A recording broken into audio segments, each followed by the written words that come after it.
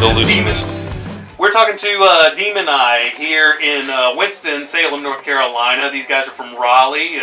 Why don't you start out by introducing yourselves? Hey, my name is Eric. I sing and play guitar for the band. My name is Larry. I play guitar. I'm Bill. I play drums.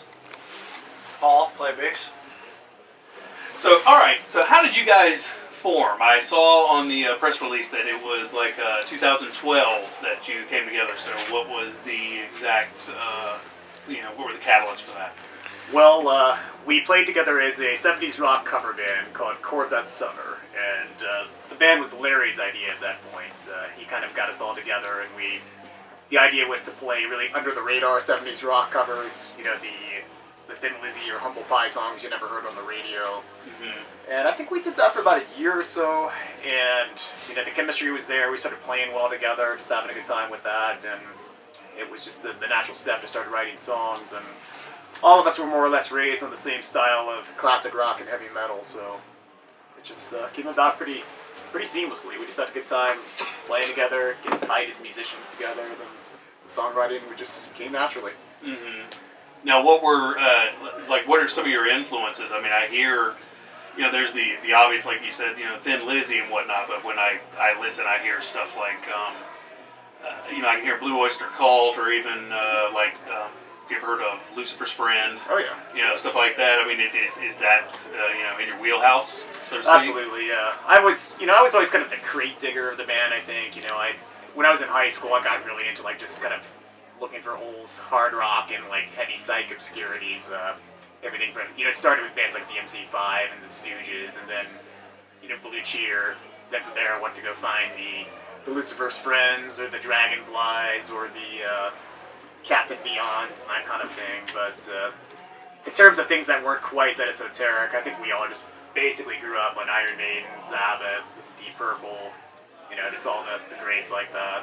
You guys played with Captain Beyond recently, didn't you? We sure did. That was quite a thrill for me. I was a huge fan, and Bobby Caldwell, the drummer for the band and founding member, it was really cool meeting him and talking to him and just sharing the stage with him. Of course, it was quite an honor. Now, did anybody have any kind of a nerd moment with him where you just I want to say something, and then just completely shit the bed, and then you're looking at yourself? I had to ask him about Rod Evans, who of course was Captain Beyond's singer and the original Deep Purple singer. I was like, Bobby, you probably get asked this all the time, but what's going on with Rod Evans, And he's like, oh, no, it's cool, I'll tell you. He's a doctor, he's a respiratory therapist now. He gave up rock and roll, so there goes the mystery for that. So. It's kind of sad when you hear that one of your heroes has become a doctor in a weird sort of way. It's antithetical to rock and roll. Rod Evans, I don't know if a lot of people know the story about him. He had a few dark years where he tried to reform Deep Purple without the permission of Richie Blackmore and John Moore and all those guys, and it was a disaster. It killed his reputation in rock and roll, and he had a lot of legal fees. So I think he went back to a career in medicine to kind of hide his head but start over. So I was happy to hear he was just alive and had a career. Right, yeah. And died of some sort of alcohol-related horror. Yeah, he avoided that fate, so that's good. Well, all right. Now, how did you guys come to work with Mike Dean from COC on this record? We played with COC back in, when was that, guys? 2014? A New Year's Eve thing with COC, and then we played with them at the fair. Yes. At Dorton for a homegrown state fair kind of thing. Where was that? That was in Raleigh at the state fairgrounds. Oh, really? And, awesome. The huge Dorton Arena, the huge stage, and the whole, soup to nuts kind of rock show thing. And, Eric's been friendly with Mike for years, hanging around town, and just kind of said, hey, this is something we should pursue, and here's some stuff he's doing. Mm-hmm. So. Yeah, I guess Mike was he's got a studio and got a new tape machine, wanted to try it out, so. Right. We were the guinea pigs. Yeah, we were. Came out great. Yeah. Yeah, I think it was, I can't remember when I first met him. I got to know his wife, who is a local journalist in Raleigh. She writes for the Institute for Southern Studies, and she's a very reputable journalist. She does a lot of good work with that, and she's awesome. And of course, I've been a fan of Corrosion of Conformity ever since I was a teenager in the 80s, so kind of like a lot of us. So once I met Mike, I almost kind of felt like I knew him already. And yeah, we played a show with them in Spirit Caravan about 3 years ago. The State Fair show, a New Year's Eve show, and yeah, he's a good friend. You know. Yeah. So it was pretty. It's kind of weird when you actually meet some people that you've been listening to for a very long time, and then Yeah. they're human. Yeah, It's like, definitely. oh wow, it's I can't believe that you pump blood just like the rest of us. You're not walking in the streets He's at night real down drinking to blood. earth. Yeah, he's real human. He's real down to earth. He's super cool.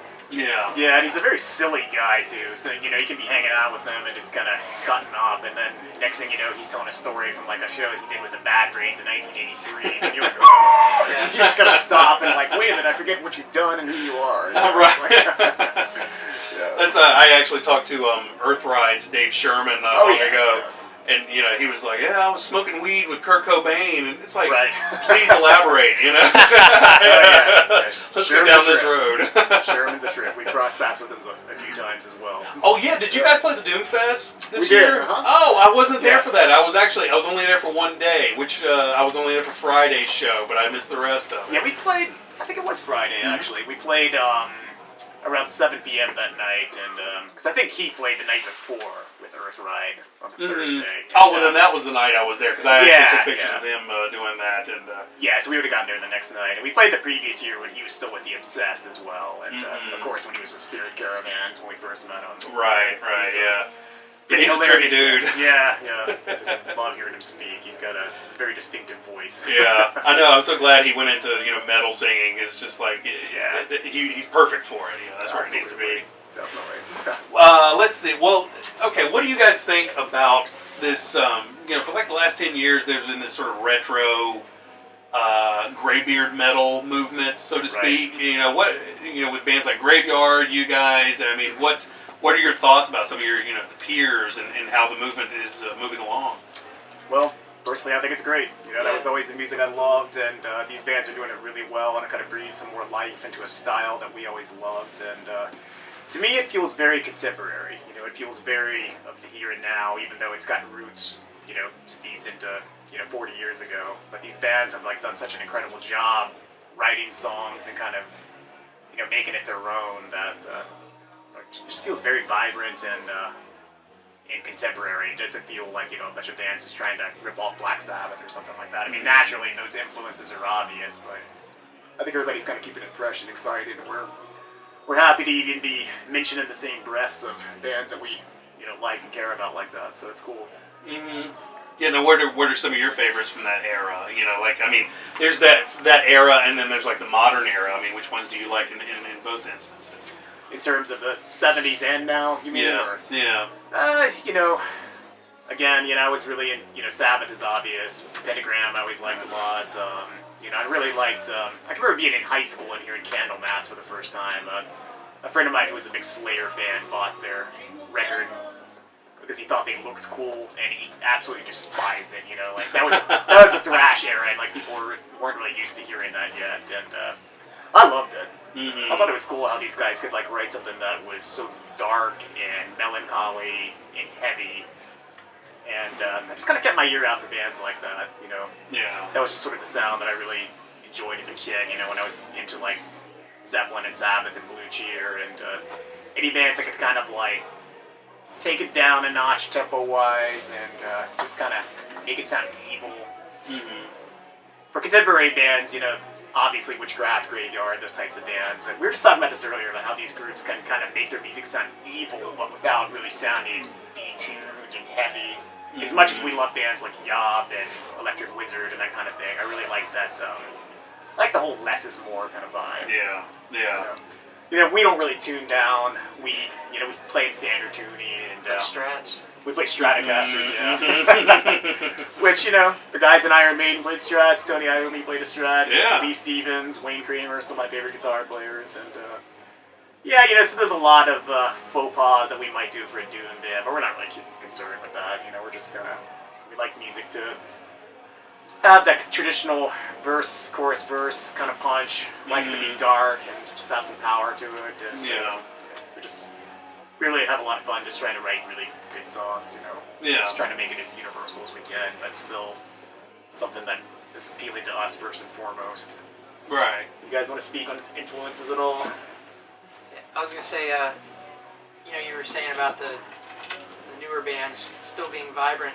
One of the things like Graveyard and all that, that is kind of steeped in the older stuff. But it's like we said, we play strats. They play kind of clean, that kind of stuff. So we try to, even though it's maybe retro influence, we try to do things a new way.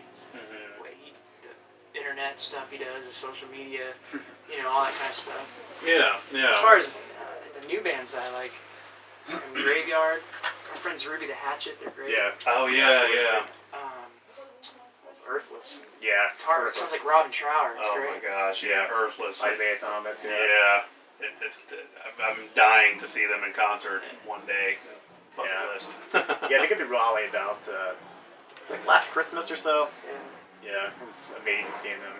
I was an old skateboarder in the 80s as well, so Mario Babalkaba was, he's the drummer for Earthless, and he was an old skate pro when he was like a 16-year-old, back then. Oh, I didn't know that. Yeah, I had a good time talking about that. It's like, not only are you in this band that I love, but I used to see you on Skate TV on Nickelodeon. I don't think he has a lot of people talking to him about that these days, Right. So it was kind of fun. It was like, oh man, that was a long time ago. Well, what about you guys? Are there any bands that really catch your attention? Going back to yesteryear, I guess for me, Caius was a game changer. Oh yeah. Just in their approach and kind of what was out at the time, and then hearing that, it just sounded like nothing else. Mm-hmm. Coming out of your speakers. So you have all these groups. Sometimes you get them the first round. Sometimes it takes a little bit, but they make you kind of do a 180 and rethink things, and that was definitely a turning point for myself. But yeah, just like we agree on the classic influences that kind of spawn all metal. Mm-hmm. The Pentagram, Graveyard. That's the stuff that's really stuck with me. And Yob, which I wouldn't have thought, but just I really enjoy anything that Mike is doing, and we've been fortunate enough to get turned on to these guys and see them and play. So. Yeah. I think other than the obvious classic influences everyone's mentioned, I grew up in New York, just not that far outside of the city, and there was a great moment, sort of into the 80s, early 90s, even at the beginning of grunge, where there were a lot of bands that were really happening that were game changers for me, be it Trouble or some of the great bands out of New York, like Warrior Soul was great for a while. Oh yeah. They were just kind of were a game changer for me, and I was kind of into just more of that stuff than a lot of the stuff that was happening in the 90s. It's kind of a blank for me. And a lot of what became of... There's a lot of great music being made, but just a kind of a big open space kind of before and after that for me. Yeah. Handsome is a cool band, if you ever heard of Handsome. Oh no. It's Pete from Helmet, After Helmet. Yeah. And that's a really good CD, a one and done, but it's fantastic. Oh, I'll have to check that out then. Yeah, because New York. Helmet was another one of those bands that kind of like Caius. When I was younger, I didn't get it, and then you start getting into your 20s and went, oh, I see what they're doing here. Talking about heavy bands during the 90s, the Belvins, I was a huge fan of. Oh, I yeah. never missed them anytime they come around. Yeah. They were just a band that just made me rethink everything about music, pretty much. So. Yeah, they were one of those ones. It was Honey Bucket. I think that was like the entry or the gateway, so to speak, for a lot of people. I still, if I hear that on Sirius, come popping on, I'm like, okay, I gotta stop. This is too good. It's a pretty slamming song for sure. Now let's see. I wanted to ask you guys. Okay, so on the new album on Prophecies and Lies, the actual title track is recitation of Second Coming by Yeats. I don't know if it's Yeats or Yates. Yates. Okay. Now, what brought that about? And how did that come around? Yeats' poetry is something I've always kind of enjoyed, and a big influence on my songwriting. Actually, he was a very smart man, and like a lot of his stuff was very steeped in the occult, and he definitely just had this fearful view of like where humanity was headed, and like what the future had in store. What was going to be coming in the days ahead, and that's even though I try not to be too much of a gloom and doom guy, you know, that's definitely kind of a side to like my imagination when it comes to my songwriting. And a lot of my lyrics are kind of like influenced by his ideas. But with that particular song, Paul wrote that actually. He came up with that bass line of that whole arrangement. And it, yeah, everybody give Paul a golf clap over there. Give me my 10%. Yeah, he deserves an extra cut for that one. But it was one of those things where he had such a cool arrangement of that. I just thought it was perfect as it was, you know. Like I always, whenever these guys come up with a riff, I really enjoy kind of coming up with the vocal melody over something I didn't write riff-wise.